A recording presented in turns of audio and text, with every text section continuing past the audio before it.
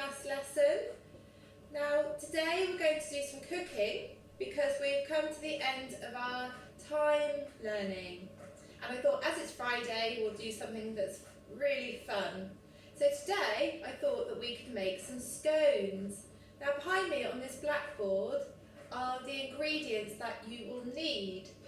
You will need to measure out 350 grams of self-raising flour, 100 grams of caster sugar, 85 grams of butter, but margarine is fine, and 175 ml of natural yogurt or buttermilk.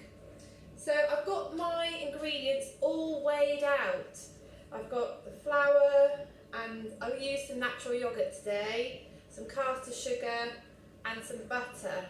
And what I'm going to do is put some flour and sugar into my bowl and give it a mix.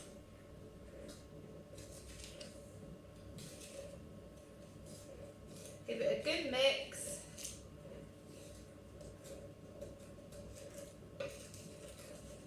Then I've got the butter, and I'm going to put the butter in. You can chop your butter up, okay? Make sure your mum, dad or whoever is with you at home can help you use a knife safely. Then, the fun bit, you're going to use your fingers, and you're going to get your fingers into the flour, and you kind of use your fingertips to just push the butter into the flour and sugar to make what's called breadcrumbs. But this takes a little while to do. Try and get them as fine as possible, your breadcrumbs, to make really good scones. So you do that. When you've done that, just speed up for you. You're going to use your yogurt or buttermilk. And all you do is you make a well in the middle, so that's like a hole in the middle, and you place the yogurt in, buttermilk,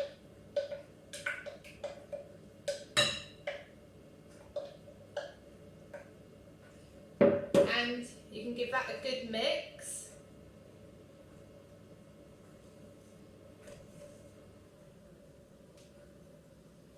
What I often do, once I've given it a good mix like that, I start to put my hands back in there, get it all to combine, all to go together. And you do this for a little while, till it all binds together, the flour and the sugar, with the butter and the yogurt, starting to come together. And then place it on, I'm going to place it on I clean my table beforehand so it's nice and clean, and I wash my hands, don't forget to wash your hands. Then I'm going to keep going.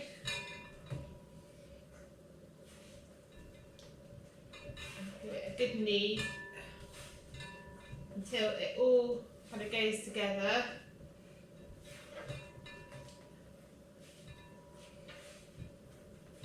If it's a bit sticky, you might want to use a bit more flour, and if it's a bit dry, you might want to use a bit more butter.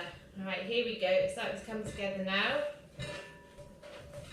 Now what you can do, if you've got a cutter, you can start using your cutter to push down and make your scone shapes. If you don't, just as good, you can get some of this scone dough, and you can just make a ball. Make sure that it all combines together. Give it a bit of a squash down. They taste just as good, and you'll enjoy, I'm sure, with a bit of jam, your scone.